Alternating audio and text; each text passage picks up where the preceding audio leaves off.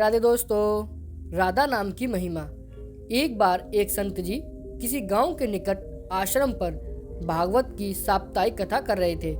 तीसरे दिन के वृतांत में वह कथा करते हुए बताने लगे, अनेक प्रकार के लोग जो पाप कर्म करते हैं उन्हें अनेक प्रकार के नरकों में जाना पड़ता है, लेकिन एक उपाय है जिसके द्वारा नरक में जाने से बचा जा सकता है। कोई एक बार सच्चे हृदय से राधा नाम पुकार ले तो वे नरक में नहीं जाता है। एक सेठ जी जो रोज आकर सत्संग सुना करते थे, सत्संग समाप्ति के पश्चात वह संत जी के चरणों में आकर बड़े जोर से रोने लगे। संत जी ने कहा, अरे सेठ जी, क्यों रोते हो? तुम्हारा मन उदास क्यों है? सेठ जी रोते हुए कहने लगे, भगवान, आपकी कृपा से मुझे सब कुछ प्राप्त है, पर मेरे मन को एक बड़ी चिंता सताती है। संत जी कहने लगे, कहिए कौन सी चिंता है?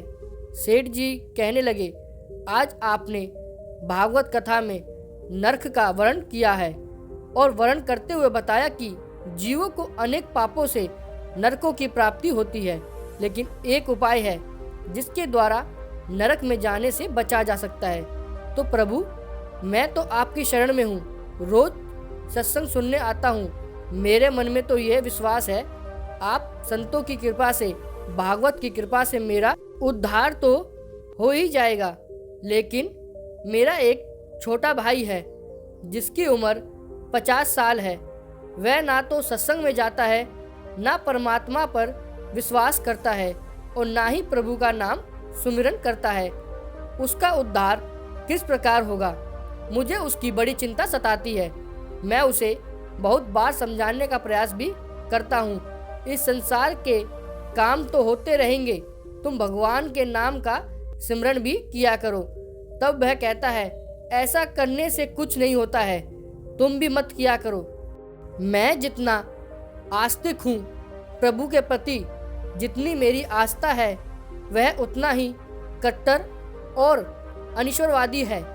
तब संत जी ने कहा, क्यों चिंता करते हो? एक दिन उसका भी उद्धार हो ही जाएगा। सेठ जी रोते हुए कहने लगे, हे भगवान, उसका उद्धार कब होगा? आप जैसे महापुरुष हमारे गांव में आए हैं, मुझे तो आप पर ही यकीन है, आप ही उसका उद्धार करके जाएंगे। अब आप कैसे भी कृपा कर मेरे घर आइए और एक बार तो उसके मुख से श्री राधा नाम का उच्चारण कराइए। तब सेठ जी की विनय सुन संत जी कहने लगे, कल सत्संग समाप्ति के पश्चात मैं आपके घर आऊँगा और उसे परमात्मा का सुमिरन अवश्य कराऊंगा। दूसरा दिन हुआ, सेठ जी अपने घर गए। संत जी के आने का इंतजार करने लगे। आश्रम पर कथा की समाप्ति हुई। अब संत जी अपने वचन के अनुसार सेठ जी के घर पहुँचे। जैसे ही घर पहुँचे, सेठ जी ने बड़े श्रद्धा भाव से संतों का स्वागत किया। उन्होंने अपने भाई को बुलाकर कहा, संत जी आज हमारे घर पधारे हैं, उनका दर्शन कर लो। वह अंदर से बैठे बैठे कहने लगा, मुझे ना किसी संत से मिलना है और ना ही भगवान से मिलने की इच्छा है। तुम ही उनकी सेवा करो और तुम ही उनका पेट भरो। संत जी ने जब ये वचन सुने, सेठ जी रोते हुए कहने लगे, भगवान जी, देखा आपने, आपके सामने ही आपका अपमान कर रहा है। संत जी कहने लगे, सेठ जी ख्याल ना कीजिए, सब कुछ अच्छा होगा। अब सेठ को दिलासा देते हुए संत जी पलंग से उतरे और उसके भाई के कक्ष में आ गए और उसके कंधे पर हाथ रखकर कहने लगे, और बताओ, आज तक कितना कमाया? वह संत जी को इस प्रकार अपने नज़दीक देखकर कहने लगा, अपना हाथ मेरे कंधों से हटाओ। मैं ना संतों को मानता हूँ, ना भगवान को मानता हूँ। लोग जितने आस्तिक होते हैं, मैं उतना ही कट्टर नास्तिक हूँ। मैं भगवान को नहीं मानने वाला हूँ। आप मेरे नज़दीक क्यों आए हैं? संत जी कहने लगे, मैं तो अपना काम करने आया हूँ। संतों का काम होता है लोगों का उद्धार करना। आज तुम्हारे उद्धार का कार्य मिला है तो अवश्य करके ही जाऊँगा। वह सेठ का भाई भी बड़ा कट्टर था। वह कहने लगा, आपको किसी का भी उद्धार करना है पर कर लीजिए, पर मेरा उद्धार आप नहीं कर सकते। मैं कुछ भी नहीं करने वाला हूँ। सेठ के भाई को देखकर संत जी मुस्कुराकर कहने लगे, एक बार राधे राधे बोल दो। वह सेठ जी का भाई कहने लगा, मैं कुछ नहीं बोलूँगा। संत जी ने फिर कहा, राधे राधे बोल दो। वह कहने लगा, नहीं कहूँगा। फिर संत जी ने कहा, राधे राधे बोलो। वह कहने लगा, मैंने कहा ना, मैं नहीं बोलूँगा। तब संत जी मुन सेठ जी के पास आए और कहने लगे, अब आपने मेरे ऊपर यह जिम्मा सौंपा है, अब मैं जैसे करूँगा आप बीच में नहीं आना। आप सारे परिवार वाले बाहर जाकर बैठ जाओ, जब तक मैं आपको बुलाऊं नहीं। एक भी परिवार वाला इस कक्ष में ना आए। अब इस प्रकार सेठ जी अपने परिवार सहित बाहर आकर बैठ गए। अब कक्ष में सिर्फ संत जी और सेठ जी का भाई था। संत जी ने पुनः प्रेम से कहा, अरे भैया, एक बार राधे राधे बोल दो। वह कहने लगा, मैंने आपसे मना किया ना, मैं नहीं कहता हूँ। ना भगवान को मानता हूँ, ना भगवान की बातें मानता हूँ। मैं कट्टर नास्तिक हूँ। संत जी पुनः उसे प्रेम से हंसते हुए कहने लगे, जितने तुम कट्टर नास्तिक हो, मैं उतना ही आस्तिक हूँ। मैंने अगर निश्चय कर लिया है, तुम्हारे मुख से राधा नाम सुनकर ही जाऊँगा, और पक्का समझ लेना कि तुम्हारे मुख से राधा का नाम निकलेगा ही। वह कहने लगा, आप कितना भी प्रयास कर लो, मैं एक बार भी नाम नहीं लेने वाला हूँ। अब संत महापुरुष होते तो बड़े दयालु हैं, पर लीला मात्र उन्होंने क्या किया। उस सेठ के भाई का हाथ पकड़ा और हाथ पकड़कर जोर से घुमाने लगे। अब वह सेठ ठहरा 50 साल का, वृद्ध अवस्था थी। संत भी वृद्ध थे, पर संतों के अंदर भक्ति का तेज होता है। उन्होंने जोर से उसके भाई का हाथ घुमाया, मरोड़ दिया। हाथ घुमाते संत जी फिर कहने लगे, कहो राधे राधे। वह कहने लगा, नहीं कहूँगा। अब तो संत जी ने जोर से हाथ घुमाकर सेठ के भाई को जमीन पर पटक दिया और खुद उसके पेट पर चढ़कर बैठ गए। और संत जी फिर कहने लगे, बोलो राधे राधे। वह फिर कहने लगा, नहीं कहूँगा। अब तो संत जी ने उसके दोनों हाथ पकड़े, उसके पैरों को बांध दिया और कहने लगे, कहो राधे राधे। अब ऐसी अवस्था में वह सोचने लगता है, यह संत तो मुझे मार ही देंगे। तब उसने बिना इच्छा के एक बार ऐसे ही कह दिया, राधे राधे। जैसे ही उसने राधे राधे कहा, संत जी ने उसके हाथ पैर खोल दिए, उसके बंधनों को छोड़कर बाहर आकर कहने लगे, सेठ जी, आपका कल्याण हो गया है, आपके भाई का भी कल्याण हो गया है। सेठ जी कहने लगे, अंदर से बहुत तेज आवाजें आ रही थी। तब संत जी कहने लगे, आपने काम ही ऐसा दिया था। आपने कहा वह नास्तिक है, कभी कुछ बोलता ही नहीं है। आज आपके भाई ने राधे राधे का नाम उच्चार कर लिया है, इसका कल्याण हो गया। अब मैं जा रहा हूँ, कल से पुनः मेरी कथा है। अब संत जी तो अपने स्थान पर लौट आए। सेठ का भाई जमीन से उठकर अपने भाई से कहने लगा, ये कैसे संत हैं, मुझसे झगड़ा करने आ गए, मेरे ऊपर चढ़कर बैठ गए और कहने लगे, अगर राधे राधे का नाम उच्चारण नहीं करोगे तो मैं तुम्हारे ऊपर ऐसे ही बैठा रहूँगा। अब उसकी बातें सुन सेठ जी तो हंसने लगे। वह हंसते हुए मन से भगवान को धन्यवाद देते हुए कहने लगे, हे प्रभु, आपके संत भी बड़े दयालु हैं, खुद कष्ट सहकर भी लोगों का कल्याण करते हैं। समय व्यतीत होता गया। मुश्किल से 5-6 महीने गुजरे होंगे। अचानक एक दिन छोटे भाई का देहांत हो गया। शरीर समाप्ति के पश्चात आत्मा शरीर से अलग हो जाती है। वह आत्मा ही ऊपर यमराज के पास जाकर सारे हिसाब किताब देती है। अब इस व्यक्ति का हिसाब किताब खोला गया। यमराज ने चित्रगुप्त से कहा, जो आज इंसान हमारे पास लाया गया है, इसका हिसाब क्या है। चित्रगुप्त कर्मों का हिसाब देखकर बताने लगा, हे भगवान, इसने अपने जीवन में कभी परमात्मा का नाम सुमिरन नहीं किया है, सदा पाप ही पाप किए हैं, इसे तो सीधे नरक भेज दिया जाए। अब यमराज के आदेश अनुसार जैसे ही उसे नरक भेजा जा रहा था, तभी चित्रगुप्त ने कहा, भगवान, एक बात और है। यमराज ने कहा, कौन सी बात।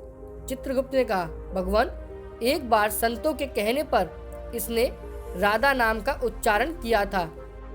अब एक बार राधा नाम का उच्चारण यमराज ने दूतों से कहा, थोड़ी देर रुक जाइए, इसका हिसाब किया जाएगा, इसके बाद ही इसे नरक भेजा जाएगा।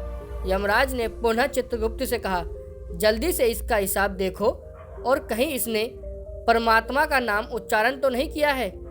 चित्रगुप्त ने फिर से पुनः सारा हिसाब देखा और देखकर कहने लगे, भगवान, इसने एक बार जो नाम उच्चारण किया है वह संतों के भय से किया था, दिल से भी नहीं किया था, पर एक बार राधा नाम का उच्चारण किया है। जीवन पाप में अब क्या किया जाए? तब यमराज ने उसी इंसान से पूछा, एक बात बताओ, हम तुम्हें पहले राधा नाम उच्चारण का फल दें या तुम्हें नरक में भेज दिया जाए? तब वह भक्त हाथ जोड़कर कहने लगा, भगवान, नरक में तो जाना ही है, इससे अच्छा है आप मुझे एक बार राधा नाम उच्चारण का फल दे दो, फिर मुझे जहाँ चाहो भेज देना। अभी यमराज जी अपनी पुस्तक खोलकर देखने लगे कि एक बार राधा नाम उच्चारण का फल क्या है। उन्होंने सारी पुस्तक खोल दी पर उन्हें कहीं फल दिखाई नहीं दिया। तब वह विचार करने लगे, एक बार राधा नाम उच्चारण का फल तो मुझे पता ही नहीं है। तब वह अपनी शंका के निवारण करने के लिए उस भक्त को अपने साथ लेकर स्वर्गलोक में आ गए। स्वर्ग में आकर यमराज ने इंद्रदेव से कहा, हे इंद्रदेव, मुझे बताइए एक बार राधा नाम उच्चारण करने का क्या फल है? तब इंद्रदेव ने बहुत प्रयास किया पर उन्हें भी इसका फल पता नहीं चला। तब वह सब देवता मिलकर ब्रह्मा देव के पास आए। ब्रह्मा देव ने जब उन सबको देखा तब ब्रह्मा देव उनसे पूछने लगे, यह आपके साथ इंसान कौन है? तब इंद्रदेव कहने लगे, भगवान, इसने एक बार राधा नाम का उच्चारण किया है, बाकी सारा जीवन इसने पाप किया है। हमें तो पता नहीं राधा नाम उच्चारण का फल क्या है, इसलिए हम आपके पास आए हैं। तब ब्रह्मा जी ने भी बड़ा प्रयास किया, राधा नाम उच्चारण का फल क्या है अब उन्हें भी पता नहीं चला। तब वह ब्रह्मा देव कहने लगे, हम सब मिलकर इसे अपने साथ लेकर भगवान शंकर जी के पास चलते हैं। तब वह भगवान शंकर जी के पास पहुँचे। भगवान शंकर जी से प्रार्थना करने लगे, हे महादेव, इस इंसान ने सारा जीवन पाप किया है, बस एक बार संतों के कहने पर राधा नाम का उच्चारण किया है। अब आप बताइए एक बार राधा नाम उच्चारण का क्या फल मिलता है? तब महादेव जी ने बड़ा प्रयास किया पर वह भी राधा नाम की महिमा को बता नहीं सके।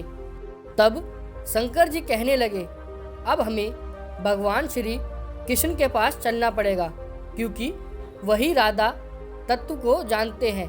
ऐसा सोचकर सब देवी देवता भगवान शंकर के साथ मिलकर उस इंसान की आत्मा को लेकर भगवान श्री कृष्ण के गोलोक धाम में पहुँचे। गोलोक धाम में भगवान श्री कृष्ण राधा जी के साथ अपने आसन पर विराजमान थे।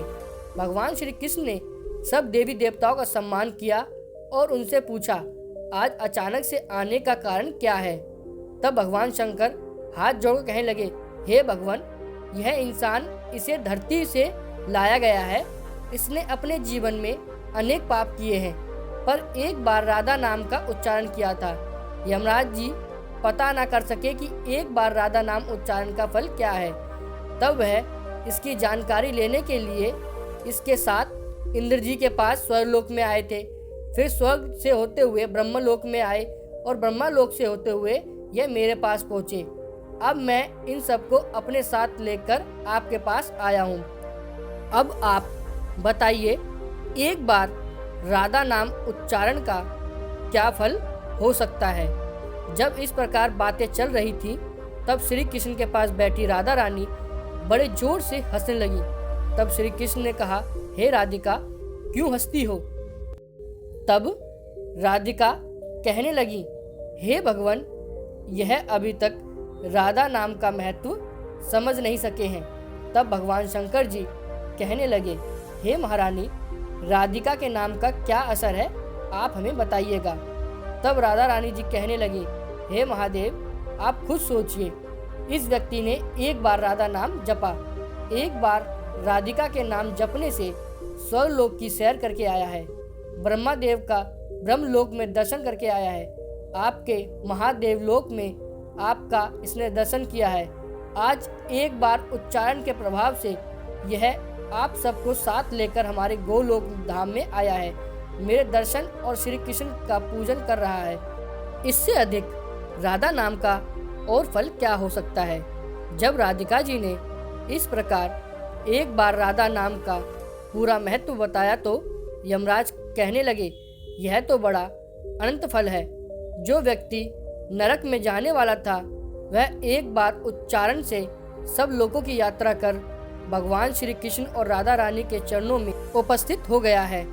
इससे अधिक फल और क्या हो सकता है। तभी फिर से यमराज कहने लगे, भगवान क्या इसे नरक में जाने की आवश्यकता नहीं है। तब श्री कृष्ण जी कहने लगे, हे धर्मराज, जिसने एक बार राधा रानी के चरणों का दर्शन कर लिया हो वह तो कभी नरक में जा ही नहीं सकता है।